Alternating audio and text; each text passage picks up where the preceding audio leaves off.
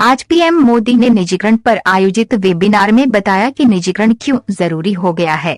उन्होंने बताया कैसे पब्लिक सेक्टर एंटरप्राइज से न केवल सरकार बल्कि देश को भी नुकसान हो रहा है। इसमें करदाताओं का पैसा बर्बाद होता है। आज पीएम मोदी ने निजीकरण पर आयोजित वेबिनार में बताया कि निजीकरण क्यों जरूरी हो गया है। उन्होंने बताया कैसे पब्लिक सेक्टर एंटरप्राइज से न केवल सरकार बल्कि देश को भी नुकसान हो रहा है। पब्लिक सेक्टर एंटरप्राइज को नुकसान से निकालने में करदाताओं का पैसा बर्बाद होता है। पब्लिक सेक्टर एंटरप्राइज को सिर्फ इसलिए नहीं चलाते रहना चाहिए कि वे कई सालों से चल रहा है या फिर उससे कई लोगों के पेट पल रहे हैं। आज पीएम मोदी ने निजीकरण को लेकर आयोजित किए गए एक वेबिनार में कई अहम बातें कही। उन्होंने ये समझाने की कोशिश की कि निजीकरण क्यों जरूरी हो गया है और बहुत सारी पब्लिक सेक्टर एंटरप्राइज से सरकार को और देश को क्या नुकसान हो रहे हैं। आइए जानते हैं पीएम मोदी के इस वेबिनार की कुछ खास बातें। करदाताओं का पैसा होता है बर्बाद। पीएम मोदी ने कहा कि जब पब्लिक सेक्टर की शुरुआत की गई थी तब उसकी जरूरत थी। आज की जरूरत है निजीकरण। लोगों के पैसों का सही इस्तेमाल करने के लिए निजीकरण किया जा रहा है।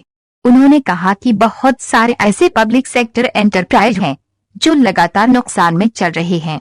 ऐसे में सरकार को अक्सर इन एंटरप्राइज की मदद करनी पड़ती है और टैक्स पेयर्स का पैसा ही इसमें खर्च होता है। लोगों के पेट पालने को नहीं माना जा सकता तर्कसंगत।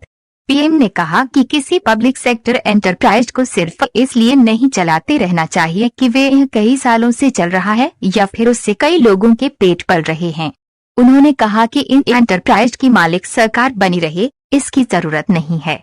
ऐसा करने से सरकार का ध्यान कल्याणकारी योजनाओं से हटता है और साथ ही सरकार का पैसा और संसाधन भी लगता है।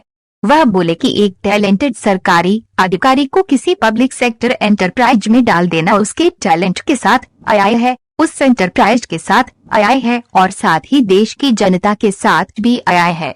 निजीकरण से आते हैं रोजगार के मौके। पीएम ने कहा कि सरकार को बिजनेस करने से कई नुकसान होते हैं और उनकी भरपाई के बारे में भी उसे सोचना पड़ता है।